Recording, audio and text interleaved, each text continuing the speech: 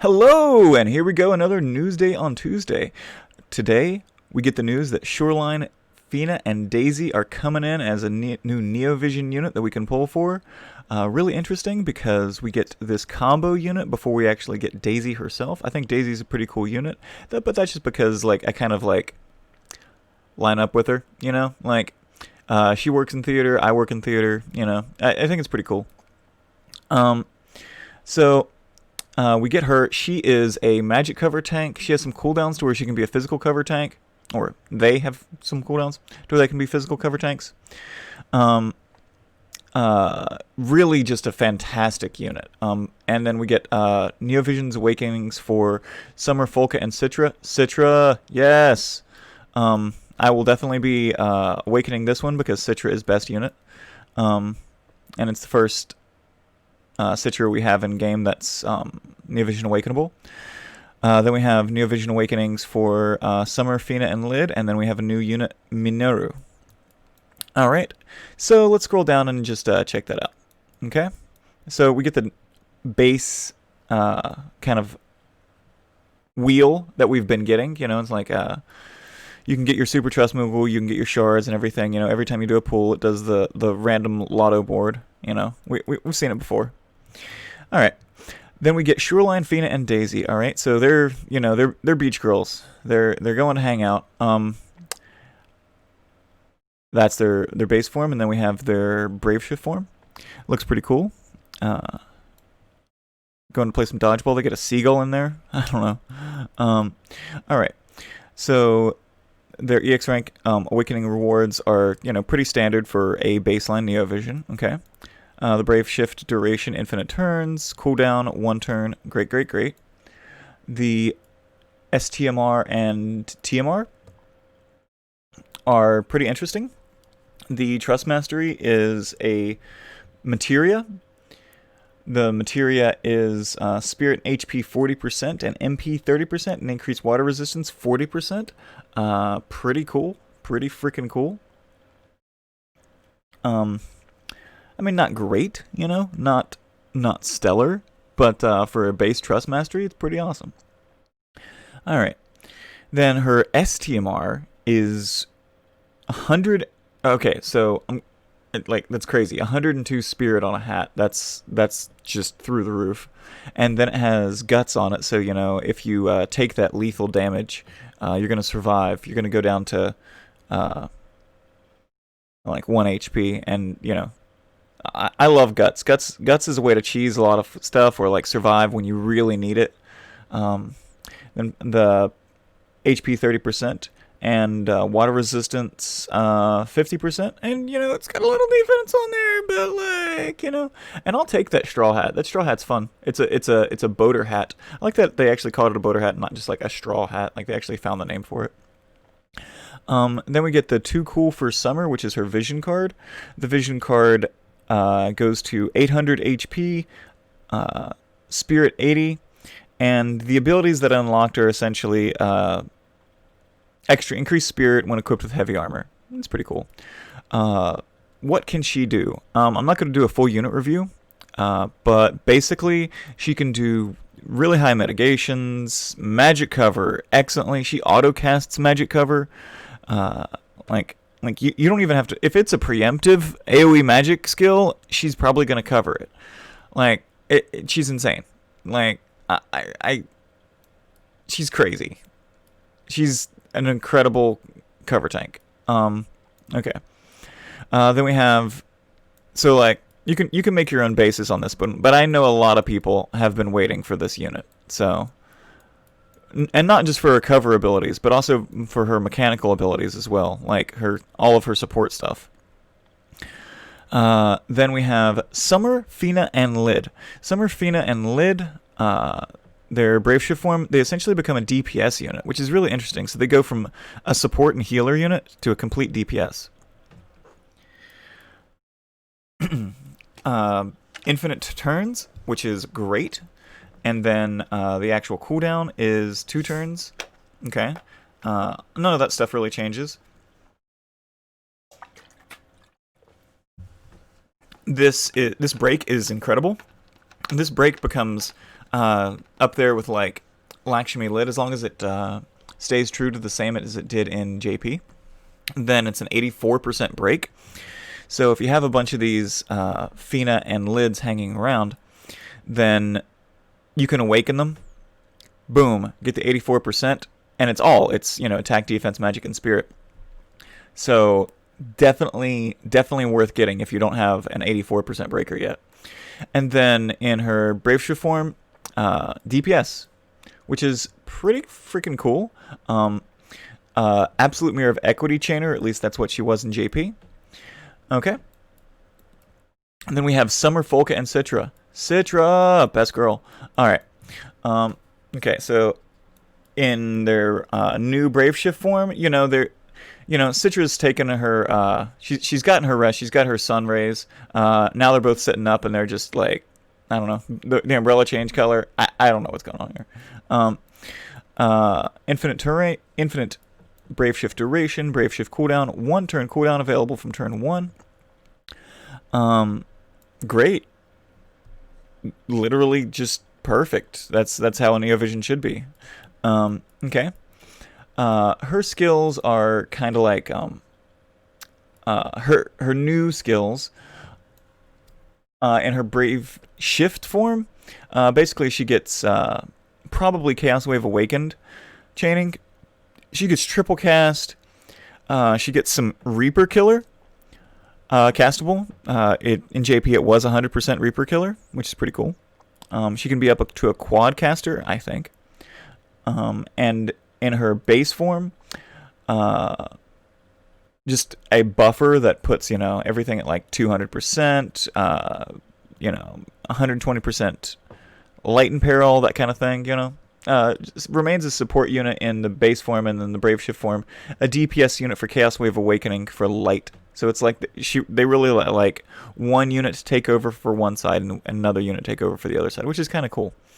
All right. And then Minoru. So her STMR is magic 40%. It boosts limit bridge gauge fill rate and increases equipment magic 100%. Pretty strong. Pretty strong.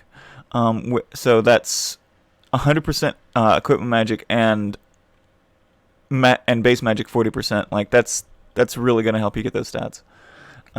Her Trust Mastery is just closed. It's got some Dark Resistance on it, some base magic, which is pretty alright, and the autocast to start a battle, the 1 stack of Mirage, so you can dodge that 1 attack. So, that's pretty cool. We've seen some different body pieces have that stack of Mirage before, and it's helped me out occasionally. So, it's a nice little passive. What does she get as her abilities, though? What really makes her stand out for abilities is that one of her cooldowns is a stack of 3 Mirage.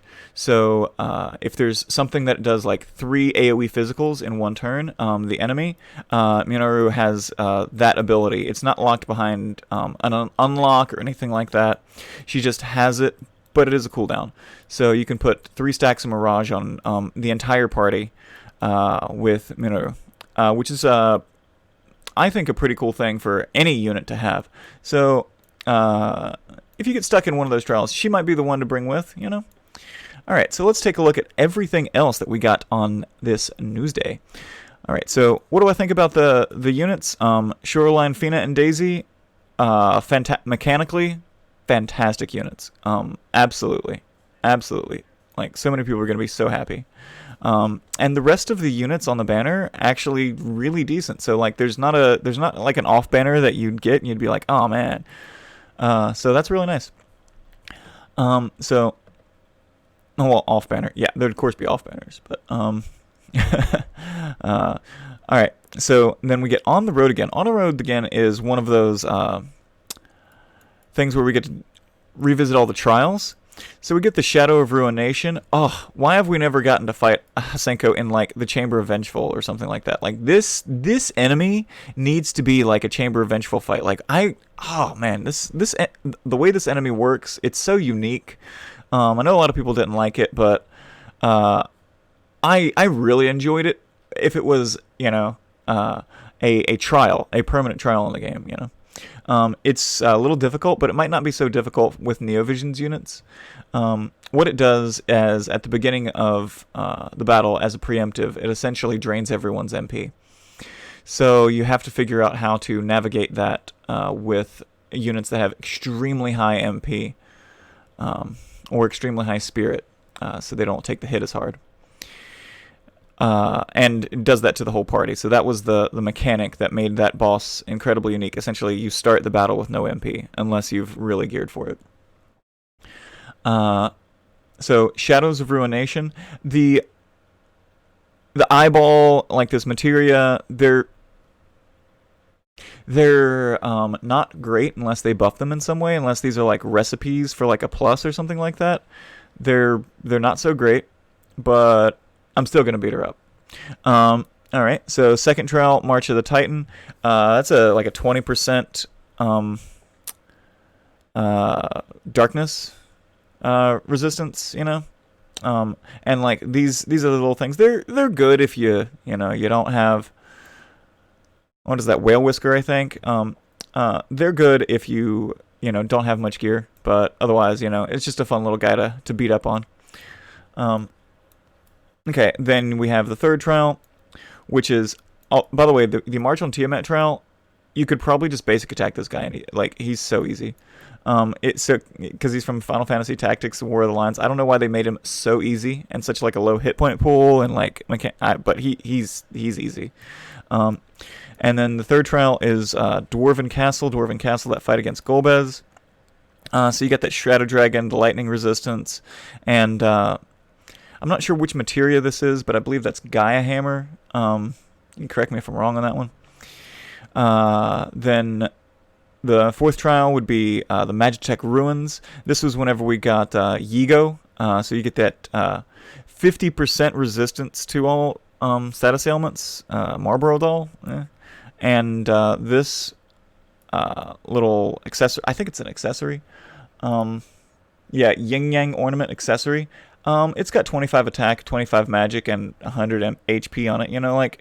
These are kind of things like where we have sort of trust masteries, like base trust masteries, not even necessarily STMRs, that are superior to it now. So unless these are like plus recipes or something like that, or you're starting new this week, and you can beat these trials kind of with a new account, which you might be able to if you have some good Neovisions. Alright, and then we've got Forked Tower, Black Tower. So, this is some pretty good, I think it's dark resistance, I want to say. Yeah, it's dark resistance 30%, magic 33%, the black robe. I mean, that's pretty alright, I'll take that. And then Poison Rod allows use of bio. Alright, sure. We get a new Challenge of the Brave event for the summer units. I'm down for that. As long as we can get Neovision's Awakenings for our boys, our summer boys too, because we need those. Not just the Awakenings for the girls. Come on, we need the husbandos too. Come on. All right. Then we get Piercing Conviction, rerunning. So your Eileen, your Laswell, your Axstar. Then you get Virtue and Vices, your Emperor, your Furion, and your Dark Knight Leon. Okay, great. You can awaken their abilities if you missed it. We got the unit intro quest for Shoreline Fina and Daisy. You get to watch their CG animation. Excellent, excellent. And then, you just get your small rewards of some Lapis and stuff. The new vision cards of Too Cool for Summer, which is, we went over that a little bit earlier. It's the new one there. And then we get the Wake Up Coral. Wake Up Coral is from a vision card bundle, so you're going to have to buy this in the store. It's only available from the 12th to the 25th. It has attack 80 at level 10, and it has physical killers for beast and insects. You can only equip it to a female unit, but this is a vision card with beast and insect killer on it. So depending on what they release this with, this could be worth buying the bundle for, because it's a a vision card with killers on it. All right. And what else we got going on this week? We got the Cave of Crystals. So we found out how Alhena became a boss. And now we can get the Cave of Crystals and farm out some of those Awakening Mats and Lapis. Great. I love Lapis. Love it. Then we get our item worlds. Item worlds back. You guys can run your weapons again. You know, enjoy that. Enjoy running your weapons. Getting the best rolls you can. Then we get a series boss battle, guys. Vlad, the story boss. Oh my God! Look at that! Look at that monster. So we get him as a permanent boss that we can try and beat. We get that sweet like 1,000 lapis for defeating him. Like I'm excited. All the bonus units are main storyline characters.